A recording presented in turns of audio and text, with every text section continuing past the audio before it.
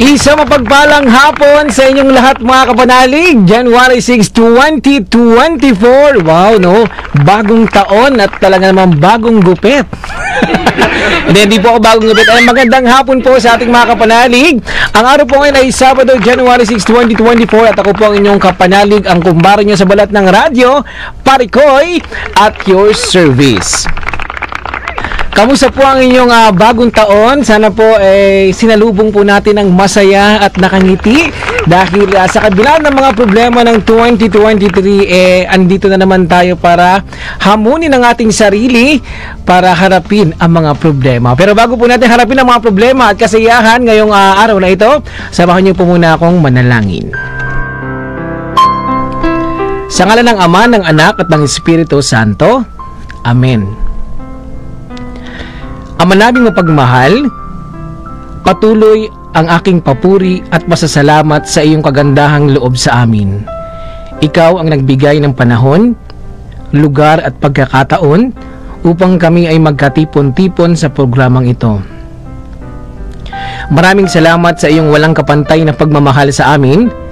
Naway gabayin niyo po ang bawat isa sa amin at gawing instrumento upang maibahagi sa kapwa ang bawat salita mo. At naway patuloy niyong pagpalain ang bawat isa. Sa ngalan ng Ama, ng Anak at ng Espiritu Santo. Amen. Kapanalig Hour. At opisyal na pong bukas ang ating programa, pero bago po tayo magtuloy-tuloy, tayo po muna ay mag-commercial.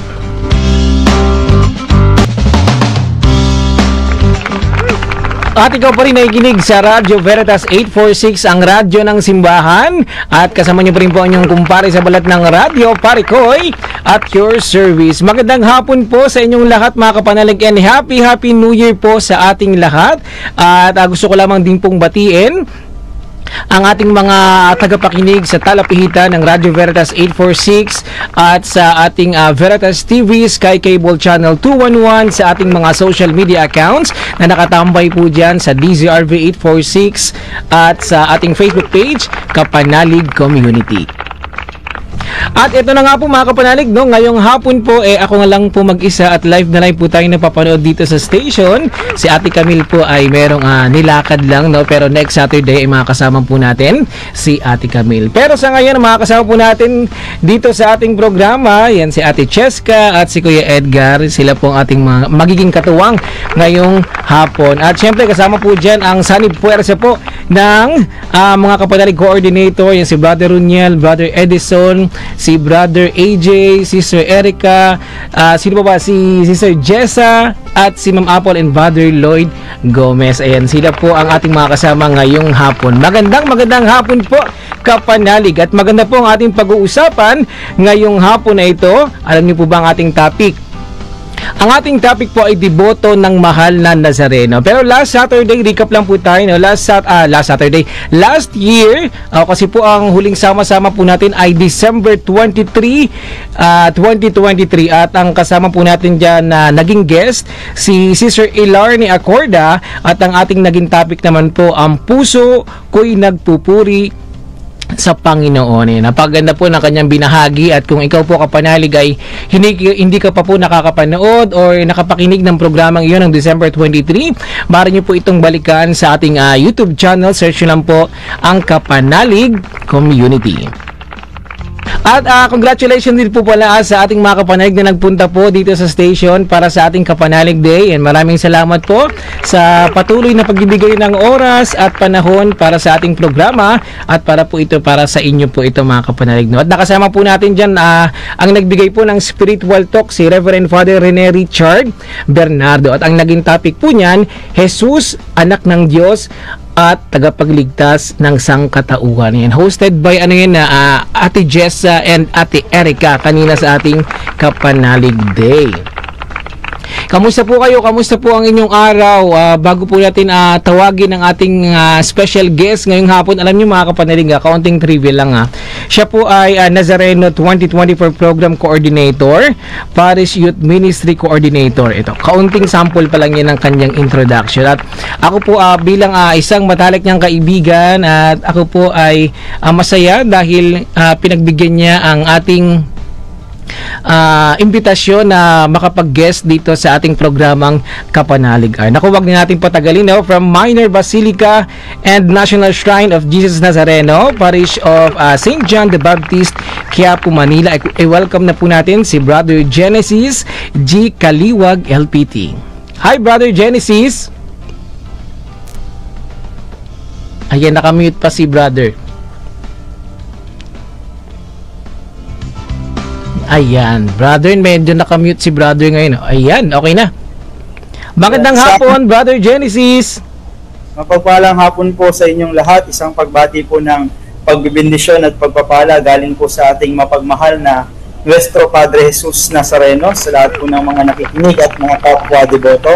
At syempre gusto rin batiin ang aking kasama din sa Parish Youth Ministry no ako'y maliit pang bata, si Koy. Salamat sa pag-invite. Ayan. Ako rin naman ay maliit pa. Lumiit pa din. Oo. Naku, isma ka pa. Tumalon ba kayo kapanalig? Kasi ako wala na. Naputol na yung tradition kong pagtalon. Sumuko na ako. Ayun, magandang hapon, Brother Genesis. Bago tayo mag-umpisa sa ating pag-uusapan na meron ka bang gustong batiin, mga kasamaan sa simbahan, batiin mo muna sila.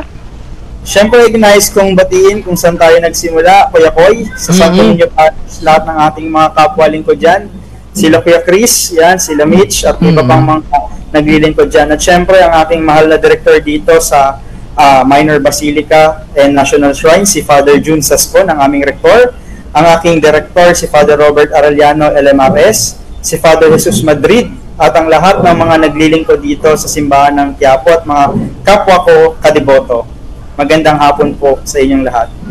Ayan, maraming salamat. O sa mga kapanalig po natin na nakikinig ngayong hapon, si Brother Genesis po ay nakasama ko po yan sa Santo Niño di Bagong Silang. Ayan, siya po ay isang altar server po noon at ako naman po ay nasa youth ministry. Talagang masipag at kami po ay masaya dahil tumungtong kami sa ganitong edad ay involved pa rin sa sa simbahan. No, Brother Genesis, no? Opo naman po. Brother Genesis, accounting lang tanong lang, paano ka ba naging member ng ating kapanalig community at naging listener din dito sa Radio Veritas? Actually, ang Radio Veritas ay para sa lahat ng mga nagnanais makita, mapakinggan si Jesus sa pamamagitan ng social media, sa pamamagitan ng teknolohiya. Nag-start akong makinig sa Radio Veritas ng ako pa ay seminarista, no? At madalas din akong nai-invite sa Sir, pwede magpalakas ng audio through Father Aris sa Hello Father 911 tuwing Monday ng gabi, no? So, it's parang pang-apat ko na po ata. And syempre, ang aking ding director before, si Father Douglas Badong, shoutout sa kanya. Siya din po kasi ay lagi niya pong nag-a-anchor din po, kaya lagi po ako nakakapakinig sa kanyang mga sa kanyang mga reflection din. Yun yung pinaka yun yung pinakabuod ng iyong pagiging kapanalig member at sa pagiging isang listener din ng Radio Veritas. Gano'n ka na ba katagal, Brother Genesis, na naglilingkod sa sa simbahan? Actually, almost 25 years. Mga siguro nasa I think mga nasa 20 years na din ata ako naglilingkod sa simbahan kasi nag-start ako na maliit na bata pa hanggang sa hindi ko alam kung lumaki din ba ako, Kuya ko. Huwag yung tanongin yung height. Naku, yun din yung question ko sa sarili ko. Pero feeling ko naman lumaki naman tayo, tumangkad pagkatabi natin ng ating mga nanay at mga kapatid. Anyway, ayan, Brother Genesis, sa pagiging isang young professional at patagal ng aktibo sa simbahan, minsan ba ikaw ay napanghinaan na ng loob at wag na magpatuloy sa gawaing simbahan? Minsan naisip natin huminto na, kasi hindi din kasi nawawala yung mga pagsubok ang hamon sa mga naglilingkod sa simbahan ng Quiapo. unang nagiging dahilan kasi yung hindi pagkakaintindihan at pagkakaunawaan, no? Kaya magandang ding tignan yung mga bagay na yun. Ito ba ay nagiging balakid, or ito ba ay nagiging balakid umalis, or ito ba ay nagiging pagpapalakas din sa atin ng Panginoong Hesukristo, no? Ng Panginoong Diyos, ng Poong Jesus Nazareno. So, share ko lang din, marami ako naging struggles from the priest, from the colleagues, yung mga kasama sa simbahan. Siyempre, hindi naman nawawala yun. Pero, laging tatandaan natin na may dahilan lagi at ibabalik tayo ni Lord dun sa kung saan man tayo. So, sa mga pagsubok, marami yan. Hindi lang din sa paglilingkod, minsan naging pamilya mo, minsan, naalala ko noon, nung ako'y munting sakristan pa, sasabihin ng nanay ko, lagi ka lang nasa simbahan. Kung ka na kaya tumira, dali mo na yung gamit mo. Di ba? Kasi sa PYM, sa sakristan, madalas tayo dyan. Alam yan ni Kuya Koy, na talagang ginugugil natin yung oras, lalo na yung kakatapos lang na panunuluyan. Di ba? Nag-St. Joseph ata si Kuya Koy dyan. Yun. Maraming struggles din. Pangalawa, bukod sa pamilya, syempre yung management mo din kung sa kung ikaw ay nag-aaral. Like for me now, I'm studying also in master sa grad school. So, talagang pagsubok din kasi paano mo babalansehin yung dalawang bagay. Pangatlo, yun nga, sinabi ko nung una, sa mga kasama mong naglilingkod din sa simbahan, minsan yung parish priest, pero syempre sila father, may wisdom din naman, no? At ganun din yung mga kapwa mo naglilingkod din sa kasi minsan, nawawala yung tunay na intention kung bakit tayo lahat nasa simbahan, no? We are on the pilgrim. Sa paglalakbay kasi natural lang din naman yung nauuhaw. No? Sa paglalakbay natin, natural din na tayo hihinto. Kumbaga nga mahilig kasi ako mag-travel ngayon, Kuya Koy, no? Sama po kayo minsan, no? Kailangan din mag-stop over, magnilay at magdasal. Pero, wag tayong hihinto. May isipan natin yan, pero wag tayong hihinto. Good answer yan, no, Brother Genesis, no? Kasi minsan sa pagiging aktibo natin sa simbahan, may mga pagkakataon talaga and challenges na, alam mo yung paminsan-minsan mapanghihinaan ka kasi may mga distraction talaga, no?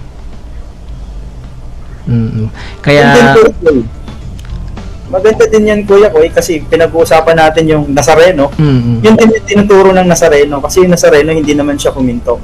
If you look at the image of the Black Nazarene, makikita natin kung paano yung Panginoong Hesukristo, ang Poong Jesus Nazareno, hindi naman siya kuminto. Nadapa lang. Madadapa na siya, pero patuloy na binuhat pa rin, no? Yun yung pinaka-aral din ng Nuestro Padre Jesus Nazareno. Aral mo ang aming buhay at kaligtasan, sabi nga sa kanta ng Nazareno. Ayan ang mga kapanalig, medyo meron lang tayong kaunting pabitin para kay Brother Genesis at sa pagbabalik po ng ating programa, tayo po ay magtutuloy-tuloy. At muli po tayo nagbabalik sa ating programang Kapanalig Art. Kasama niyo pa rin po ang inyong kumpare sa balat ng radyo, Pare Koy, at your service. Happy New Year! Kapanalig yan sa bagong bukas pa lang po ng kanilang talapihitan. Magandang hapon. Ano kayong masarap na merienda ngayon? Kasi si Ate Camille, madalas pag kasama ko ngayon kasi Brother Genesis, no, nagtatanungan kami kung ano yung masarap na merienda. Pero feeling ko ang masarap na merienda ngayon ay sardinas na may kanin, no? Kasi dumaan tayo sa mga sa mga hamon, sa mga baboy, sa mga manok. Yan ang masarap na merienda, kanin at sardinas, no? Kakaiba yung merienda, no? Sardinas at kanin. Talagang kanin ang merienda. Dapat hapunan. Ayan mga kapatid, bago po natin balikan ang ating special guest ngayong hapon, no, si Brother Genesis.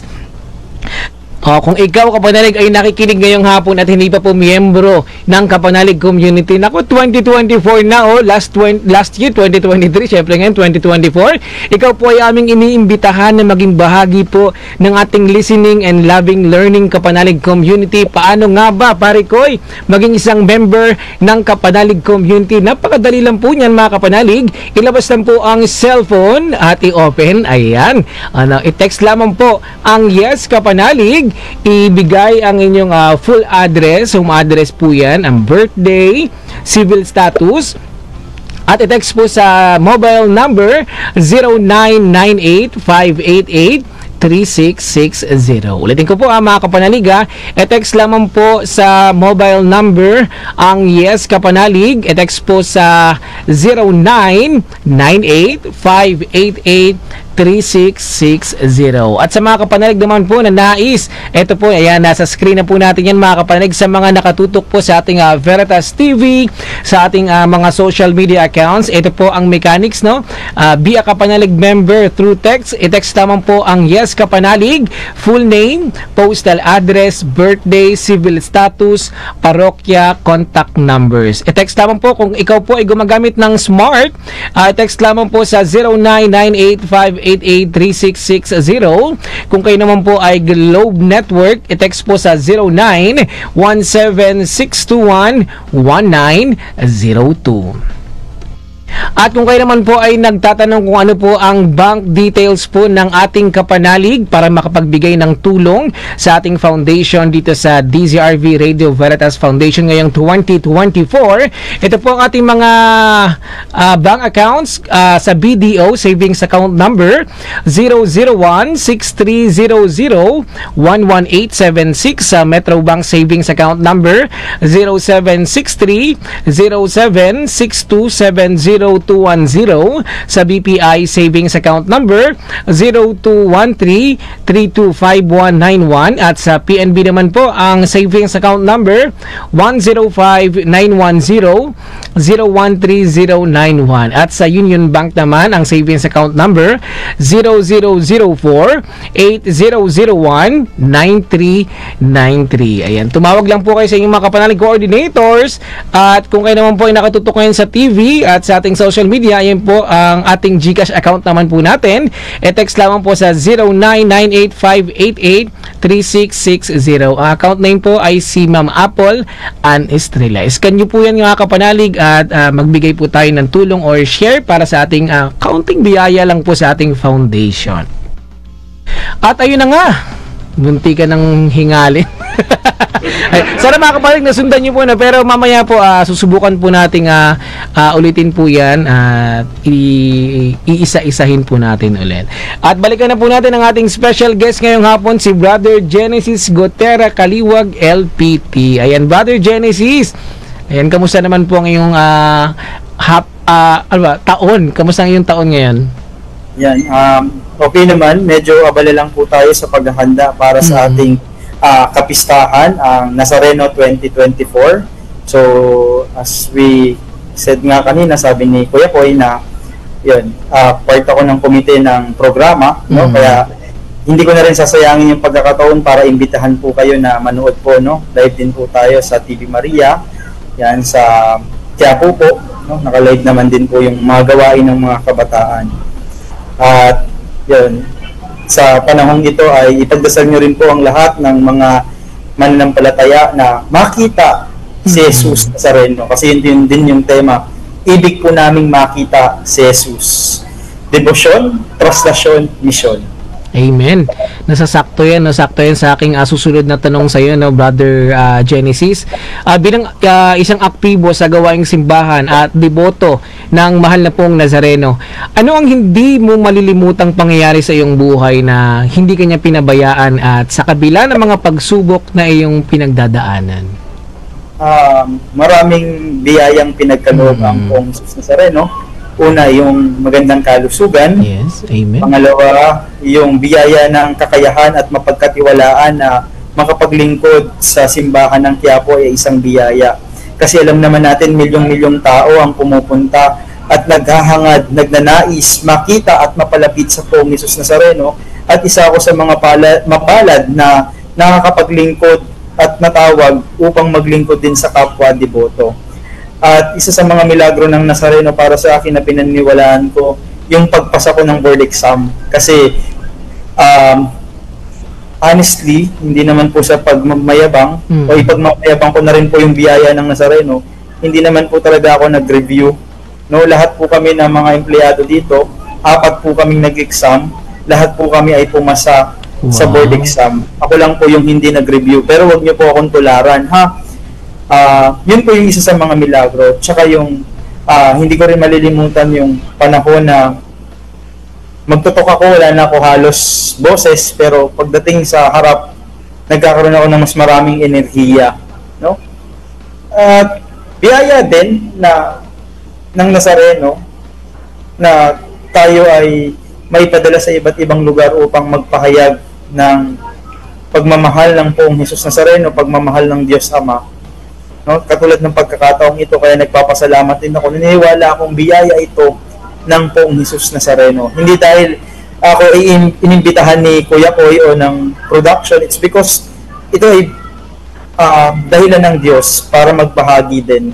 Na huwag tayong mawala ng pag-asa. At hindi lang sapat yung nagde-devotion tayo. Dapat nakikita din sa ating buhay yung pagdedebosyon natin. Ibig sabihin sa paggawa ng mabuti. At tayo pong lahat ay imahe ng Poong Jesus Nazareno. Hindi lang po yung imahe na nahahawakan natin tuwing January 9, pinoprosyon. Bagkus tayo po ay imahe ng Poong Jesus Nazareno sa ibang taong ating pong nakakasalamuha. Kaya po, sa pagmamahal ng Diyos, naririto po ako. No? Isa din po itong biyaya at milagro na maituturing po. Marami pa po, no? Marami din po akong nasaksihan na mga milagro, pagpasa ng mga estudyante, kung ano-ano pang mga pinag-pray over. Mga katulad nga sa kanina din, habang ako po ay nakikinig sa umpisa, na ipinapaliwanag yung kasaysayan ng Nazareno. Maraming mga nangyari dito, World War II, pagsunog ng simbahan, paglitol, pero nananatili ang Poong Jesus Nazareno sa ating buhay. Amen. At yun po yung magandang mensahe niya po, no?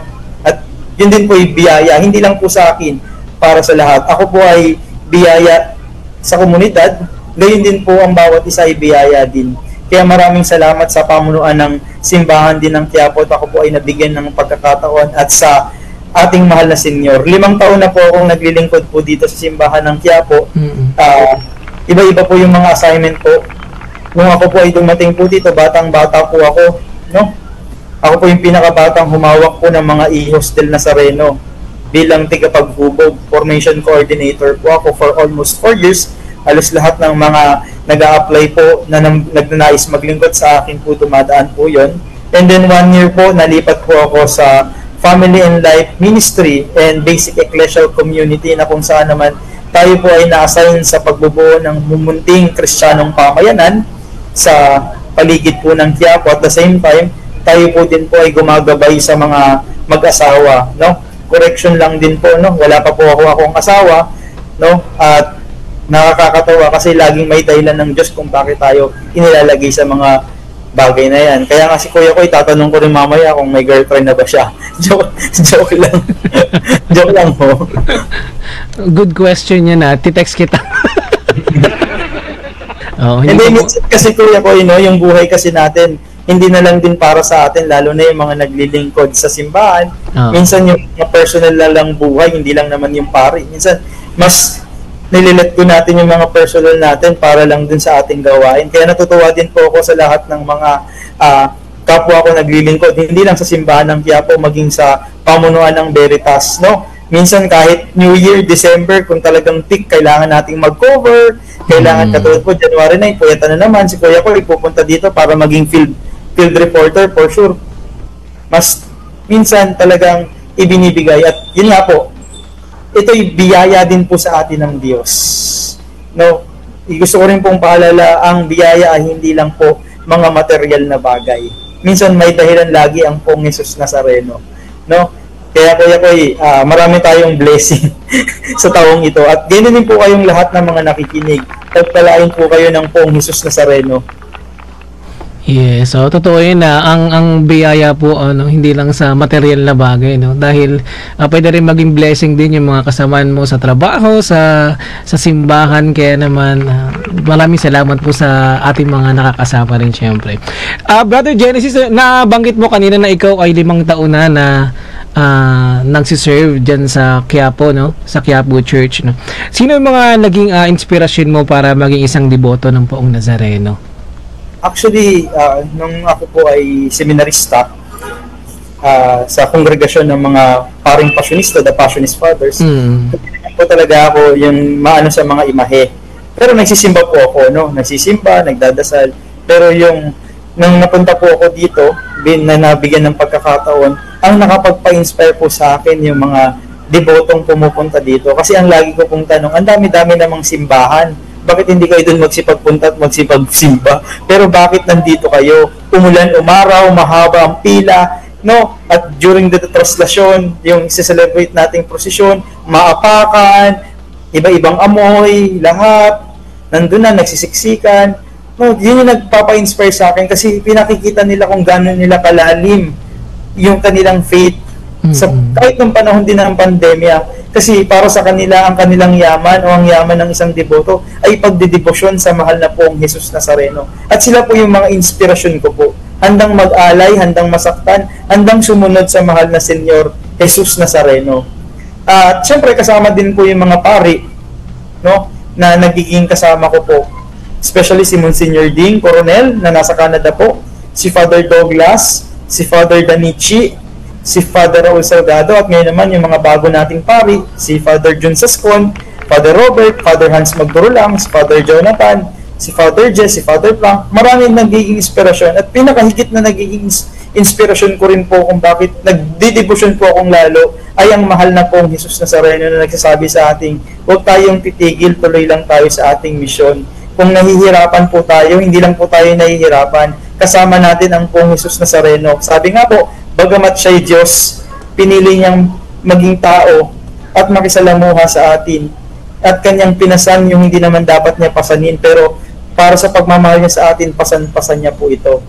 Kaya po sa lahat po ng mga nakikinig, sa mga may pinagdadaanan, sa lahat ng mga may pagsubok sa buhay, sa lahat ng mga may mga kailangan pang tuparin sa buhay nila, wag po kayong susuko. Yun po ang aral ng mahal na poong Jesus Nazareno. Patuloy lang po tayo at mahalin po natin yan. Amen. Brother Genesis, may nagtatanong dito, no? Makikita ka ba namin, brother, sa Choir of from Veritas Technical Team? Nandun naman po ako kasi ako po ay sa programa po, no? Nandun lang po ako sa grandstand, no? At tayo po ay nagpapastol ng mga kabataan. No? Nandun lang naman po ako. Willing po ako na kung ano man po yung mga tanong niyo po, pag ninilay, nandyan naman po tayo. At ito po ay hindi ko po ginagawa, ulitin ko po para po ito sa mahal na Senyor, para mas malapit po natin ang mga tao. Kasi ulitin ko po yung tema, ibig po naming makita si Jesus. Nais ni Jesus na makita tayo. Tayo po ba, nais din po ba nating makita si Jesus sa ating buhay, sa pamamagitan natin, makikita ba sa atin si Jesus sa ating pang-araw-araw na buhay? Ayan, no? Talaga namang madaming mensahe si Brother Genesis para sa ating lahat, mga kapanalig. Pero bago po tayo magtuloy-tuloy, magbabalik po ang ating programa. Kapanalig Hour. At muli po tayo nagbabalik sa ating programang Kapanalig Hour. Kasama nyo pa rin po ang inyong kumpare sa balat ng Radyo Paricoy at your service. Ayan, magandang hapon, no, mga kapanalig. Ang kasama po natin at kakwentuhan ngayong hapon, si Brother Genesis Gutera Kaliwag, LPT. Pero bago po natin balikan muna si Brother Genesis, gusto ko lamang pong batiin ang ating mga kapanalig na nakatutok sa ating social media accounts. Magandang hapon po kay Tita Juliet Roque, kay Tita Yet. Yan. Hello po. Happy New Year, mga kapanalig, kay Brother Koy, Sis Camille. Na-miss namin kayo. I miss you to po, Tita Yet. Magandang hapon po kay Sister Magdalena Martin. Good afternoon, watching and listening. Masaya at maingay ang pagsalubong sa 2024. Amen. Ayan. At magandang hapon po kay Kapanalig Virgie Niegas, kay Luis Santos at kay Kapanalig Lourdes Santiago. Ayan, sabi niya na Lourdes Santiago 2292 Bangbang Bulacan. Ayan, Fair 11 female. Ayan, Kura Parok. Ayan, na mga kapanalig, sa lahat po ng mga nais po maging miyembro po ng ating Kapanalig community, mag-text naman po kayo sa 0998-588-3660. At bago po magtapos ang ating programa, balikan na po muna natin si Brother Genesis Gutera Kaliwag, LPT. Brother Genesis, no, meron na akong another question, no. Ikaw ay 5 taon na sa parokya, sa Quiapo Church Manila, at panigurado nakita mo ang mga sitwasyon ng mga deboto na nagpupunta tuwing kapistahan ng mahal na poong Nazareno, no. Maaari po maikwento sa amin kung ano ang yung pakiramdam habang ikaw ay nakikiisa sa traslasyon sa kapistahan ng mahal na poong Nazareno? Actually, kada sa-celebrate ng kapistahan ng poong Jesus Nazareno, yung pagpatak ng luha ko ay hindi ko maiwasan. Una, sa pagmamahal ng tao, sa pagdedebosyon ng mga tao, at pangalawa, sa pagmamahal ng Diyos. Kasi walang debotong pinabayaan ng Diyos. Walang tinawag ang Diyos na pinabayaan. Sa kabila ng paghihirap, no, sa kabila ng pagsusumikap natin, laging hindi tayo kinakalimutan ng Diyos. Minsan tayo lang ang nakakalimot sa Diyos. Kaya munting paalala ko din po at pagninilay, hindi po natatapos ang selebrasyon. Natatapos po ang selebrasyon sa pagmimisyon. Pagkatapos po ng pagdiriwang, tayo po ay inaanyayahang magmisyon. At buong kagalakan po nating tanggapin yung ating pong misyon. At ito ay po yung mapapakita natin sa traslasyon ng ating buhay. Ang traslasyon po ay isang paglalakbay. No? Ito po ay paglipat-lipat. Traslasyon is to transfer, a Spanish term, na sa ating buhay, pananampalataya sa mga kapwa ko deboto, sana wag lang mahinto doon po sa selebrasyon, bagkos sa misyon at maipakita sa traslasyon ng buhay. May halo po yan mixed emotion. Masaya, pagod, minsan nakakalungkot kasi minsan may mga kapatid na deboto na hindi naiintindihan. Katulad nga ng paalala ulit ng simbahan, huwag po nating sampahan. Huwag na po tayong sumampa. No, tanging ang mahal na Senyor lang, o ang mahal na pong Jesus Nazareno ang bida sa kapistahan pong ito. Kaya sa mga kapatid po nating deboto, no, iwasan po natin yung pagsampa. Ang pinakamahalagang bagay ay makita. At araw-araw naman po tayong tinatagpo ng Diyos sa ating buhay. At maraming salamat sa pagdedebosyon. Maraming salamat sa pagsasakripisyo. Mahaba po ang pila na pipilahan po natin. Nagpapasalamat na po ako sa pagtsatsaga, lalo na po sa grandstand, sa pagpunta po sa simbahan. Medyo may mga security po tayo. Pero ganyan pa man, ito po ay sakripisyo. Minsan may mga volunteer din po tayo na minsan mainit na yung ulo kasi pagod na. Pero intindihan po natin, kasi ito po ay sakripisyo. Lahat ito ay sakripisyo. Alay po natin sa mahal na poong Jesus Nazareno. Kung kayo naman po ay hindi makakapunta, no, mangyari lamang po na ipagdasal po natin ang lahat ng mga nangyayari po sa araw pong ito. At ito po ay punong-puno ng pagpapala, pagbibindisyon galing sa mahal na pong Jesus Nazareno. Amen. No? Brother Genesis, meron ka bang gustong mensahe sa mga kapanalig na nais magpunta sa kapistahan ng mahal na poong Jesus Nazareno? Unang-una po ay magbaon na po tayo ng mahabang pasensya.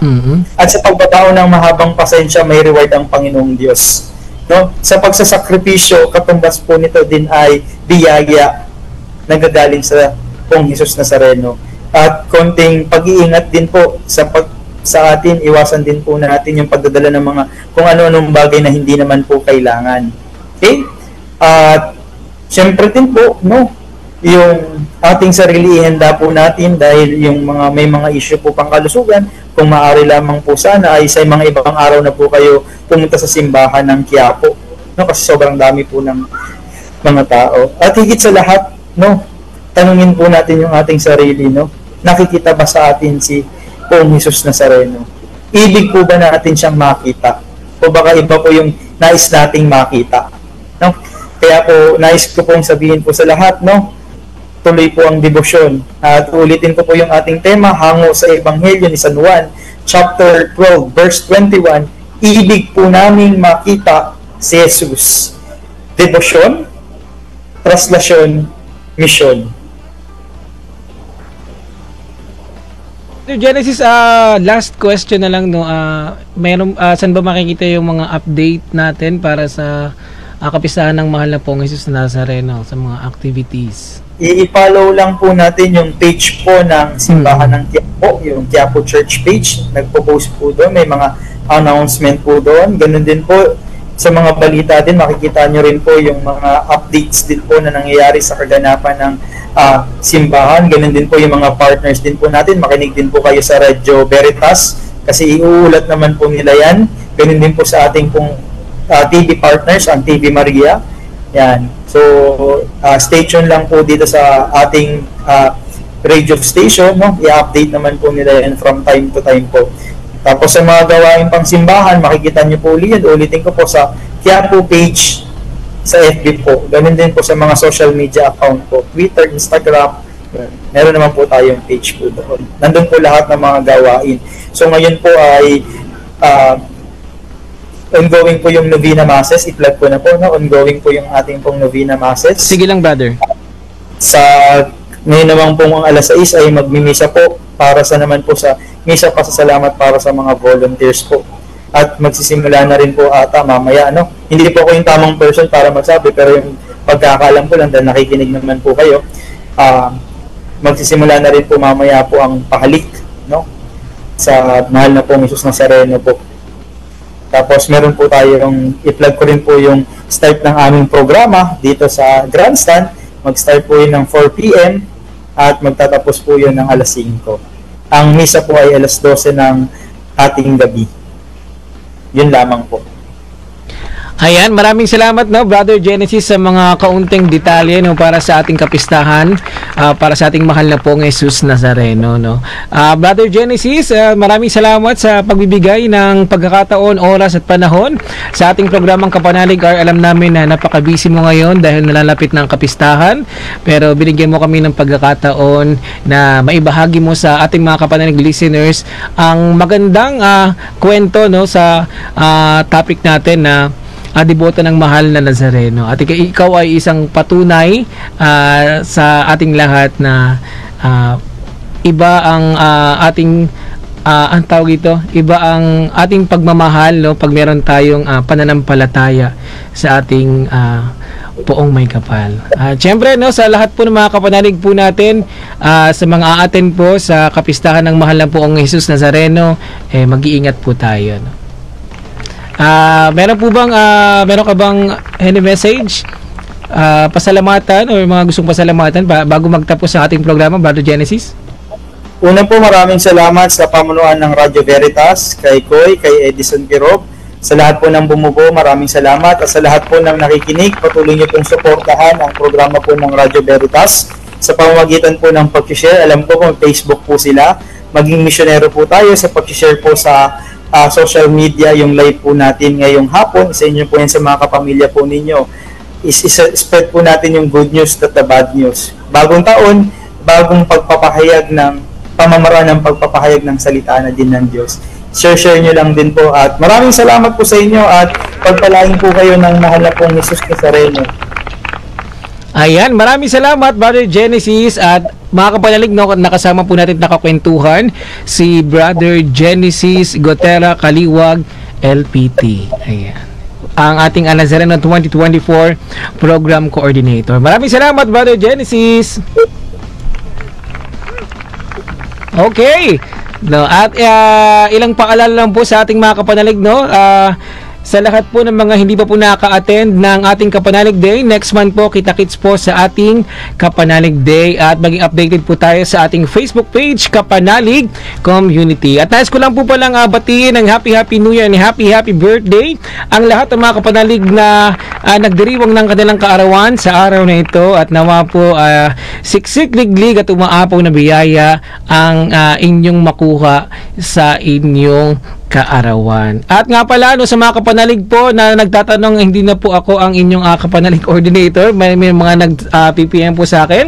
Ako po ay every Saturday na lang po, at meron na po kayong mga bagong kapanalig coordinator. At salamat po sa lahat po ng mga benefactors po ng ating DZRV Foundation, no. Salamat po sa patuloy na pagsuporta sa pagbibigay ng tulong sa ating foundations. At kung ikaw, kapanalig, ay nais magbigay ng tulong, mag-text lamang po sa ating GCash account 0998-588-3660. At gusto ko lang po pasalamatan si Mang Apple and Estrella and sa ating mga kapanalig coordinators, si Brother Lloyd, Brother Roniel Borja, si Brother Edison, Brother AJ, Sister Erica, Sister Jessa, and Man Apple and Estrella, at sa ating mga kasamahan dito sa Radio Veritas from PA, and si Ate Cheska, at sa technical naman, sa tech, and si Kuya Edgar and Sir Alex. Ayan, magandang hapon at salamat sa pagsama. At kita-kits po no, next Saturday po. Kasama niyo po inyong kumpare sa balat ng radyo, Pare Koy, at your service. At next Saturday po ba, kasama niyo na po si Ate Camille Mongcal de la Cruz. At salamat po sa pagtutok sa ating programang Kapanalig ay mga kapanalig. Kami po ay nagpapasalamat sa patuloy na pagsuporta sa programang ito. At muli po, ako po ay magpapaalam na no, habang tayo po ay merong kaunting oras na lang no, sa ating kaunting minuto na lang bago mag-end ang ating programa. Ayan. Maraming salamat po mga kapanalig. Kita-kits po next Saturday sa ating mga programa at sa ating mga special guest na iso-surprise po namin kayo. Okay, kaya naman, maraming salamat. Ako po ang inyong kumpare sa balat ng radyo, Pare Koy, at your service na nagsasabing every gising is a blessing. Sumain niyo po ang katotohanan.